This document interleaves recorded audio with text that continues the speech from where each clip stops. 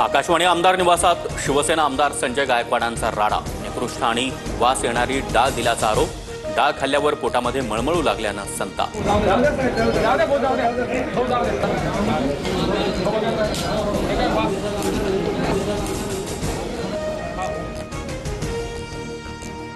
विनाअनुदानित शाळांच्या शिक्षकांच्या आझाद मैदानावर आंदोलन। 70,000हून अधिक शिक्षकांसह आमदार रोहित पवारही सहभागी।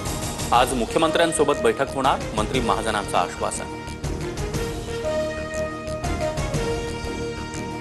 तोडगा निघाला नाही तर शरद पवारही शिक्षकांच्या आंदोलनस्थळी येतील। आमदार रोहित पवारांची माहिती। शिक्षकांच्या लढ्याला शरद पवारांचाही पाठिंबा। गिरणी कामगारांच्या घरासाठी संयुक्त लढा समितीची आज आझाद मैदानात सभा। महाविकास आघाडीतून उद्धव ठाकरे, पृथ्वीराज चव्हाण तर मनसेकडून बाळा नांदगावकर उपस्थित राहणार।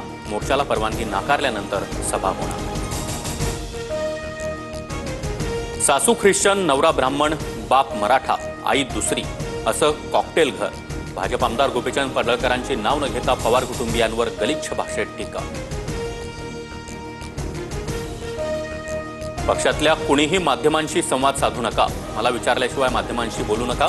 2 दिवसात दुसऱ्यांदा राज ठाकरेंचा आदेश। सरन्यायाधीश भूषण गवईंचा महाराष्ट्र विधिमंडळातर्फे सत्कार। संविधान रक्तहीन क्रांती निर्माण करण्याचं साधन। सोहळ्यामध्ये गवईंचं वक्तव्य।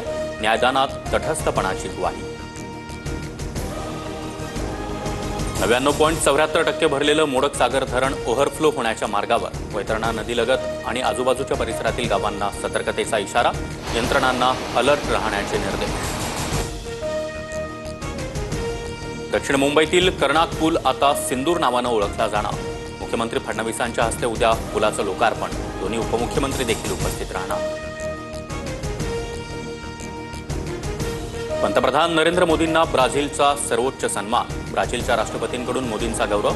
हा सन्मान भारत ब्राझील मैत्रीचं प्रतीक। मोदींची प्रतिक्रिया।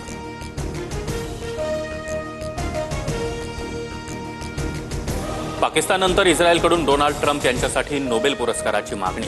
पंतप्रधान नेत्यानाहू यांच्याकडून नोबेल पुरस्कार समितीला नामांकन पत्र।